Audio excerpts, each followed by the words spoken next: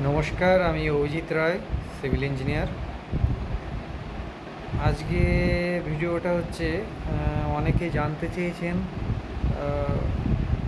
Building প্ল্যানের কস্টের ব্যাপারে, যে কত টাকা খরচা হবে। তো তাদেরকে বলি যে ব্যাপারটা এরকম নয় যে আপনি জিজ্ঞাসা করলেন আর আমি বা ইঞ্জিনিয়ার একটা রেট বলে দিল যে সেটাই হবে। সেগুলো অনেকগুলো ফ্যাক্টরের উপরে ডিপেন্ড করে। সে কথার কথা, আপনি যদি কোনো ডাক্তারকে ফোন করে জিজ্ঞেস করেন যে আমার এই অপারেশনটা হবে, কত টাকা খরচা হবে, তারা কীভাবে বলবে? নিশ্চয়ই বলবে না। বিফোর বলার আগে অনেক কিছু জিজ্ঞাসা করার ব্যাপার থাকে, তারপরে ডিসিশান নিতে হয়। তো আমাদেরও সেম একই জিনিস। সিভিল ইঞ্জিনিয়ারিংয়ে একটা বিল্ডিং প্ল্যান করতে কত টাকা লাগবে তার ডিপেন্ড করে অনেকগুলো ফ্যাক্টরের উপর। এক হচ্ছে, ফার্স্ট হচ্ছে কোন এরিয়া। আপনাদেরকে বলে রাখি, আপনি এই ইনফরমেশানগুলো দেবেন, তাহলে সুবিধা হবে। কেমন? ধরুন আপনি কোন এরিয়ায় বাড়ি করছেন, কোন মিউনিসিপ্যালিটির আন্ডারে, এটা মিউনিসিপ্যালিটি না পঞ্চায়েত এরিয়া, সেটা আপনাকে বলতে হবে। লোকেশনটা তার উপর ডিপেন্ড করে।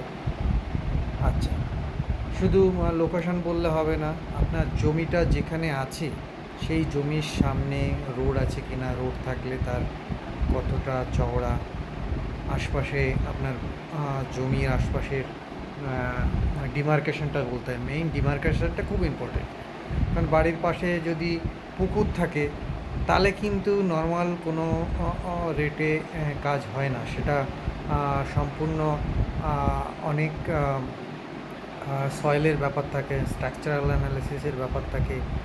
হ্যাঁ, তো সেখানে কস্টিং কিন্তু খুব হাই। সেই জন্যে এটাও আমি একটা টিপস দিয়ে রাখবো, যারা জমি পারচেস করতে চাইছেন, কম দামে জমি পেয়ে গেলেন, পাশে পুকুর ডোবা, এইগুলো অ্যাভয়েড করবেন। তাতে কি আছে, তাতে কিন্তু আপনার এদিকে প্ল্যান করতে, বাড়ি করতে কিন্তু কস্ট অনেকটাই সেভ হবে। কারণ বাড়ির পাশে পুকুর থাকলে তখন কিন্তু সেটার কনস্ট্রাকশানের ডিজাইন সম্পূর্ণ আলাদা হয়। হ্যাঁ, তো তার কস্টিং কিন্তু হাই হয় এবং প্ল্যানের কস্টও ওখানে হাই হয়। সেখানে তিনজনকে ইনভলভ হতে হয়: structural engineer, civil engineer, soil geotechnical ইঞ্জিনিয়ারদের ইনভলভ হতে হয়। তো নর্মাল রেট আপনার পৌরসভাতে একজন ইঞ্জিনিয়ারের 20,000 টাকাও হলে বা 25,000 টাকাও হলে, তিনজনে 3×25 = 25, 75 উপরে চলে গেল। সেগুলো অনেক কিছু ব্যাপার থাকে। হ্যাঁ, তারপরে মিউনিসিপ্যালিটি, পৌরসভা মানে কেএমসি এর আন্ডারে হলে আপনার মোর দ্যান 1 লাখের উপরে মিনিমাম ছোটোখাটো কাজের জন্য ওখানে লেগে যায়। তো এগুলো অনেক কিছু ফ্যাক্টর থাকে, সেই ফ্যাক্টরের উপর ডিপেন্ড করে কস্টগুলো। এটা সহজে বলা যায় না যে এরকম। আপনাকে ডাইরেক্ট ইঞ্জিনিয়ারের সঙ্গে ডিসকাস করতে হবে। আপনি ডাইরেক্ট যে কোনো একটা মেসেজ করে, ফোন করে এগুলো জিজ্ঞেস করা যায় না। আপনি ইঞ্জিনিয়ারের সঙ্গে মিট করুন। মিট করলে আপনাকে জিজ্ঞেস করবে ইঞ্জিনিয়াররা, কাগজপত্র দেখবে। কারণ অনেকেই আছে, মানে ম্যাক্সিমাম লোকের এরকমই আছে, কাগজপত্রই ওকে নেই। এই কাগজপত্র ইটসেলফ ঠিক করতেই 5-10 হাজার টাকা চলে যায়, শুধু কাগজপত্র ঠিক করতে। এটাই অনেকে বোঝেন না। সে কী করে বুঝাবো বলুন? সেটা তো আর ইঞ্জিনিয়ারের কাজ না, বা ইঞ্জিনিয়ার করে দেবে না। সেই ইঞ্জিনিয়ার কাছে গেলে ইঞ্জিনিয়ার সে আরেকজনকে বলবে, সে আবার তার আরেকজনকে বলবে, বলে কাজ করবে। সেই জন্যে আপনি যদি একদম অ্যাকুরেট সমস্ত কিছু আপনার তৈরি করা থাকে, তখন সেটা বলা সম্ভব। সিম্পল জিজ্ঞাসা করলেন কত টাকা খরচা হবে, এভাবে বলা সম্ভব হয় না। আপনি মিট করুন, দেখা করুন, ইঞ্জিনিয়ারের সঙ্গে কনসাল্ট করুন, ইজিলি আপনি আইডিয়া পেয়ে যাবেন।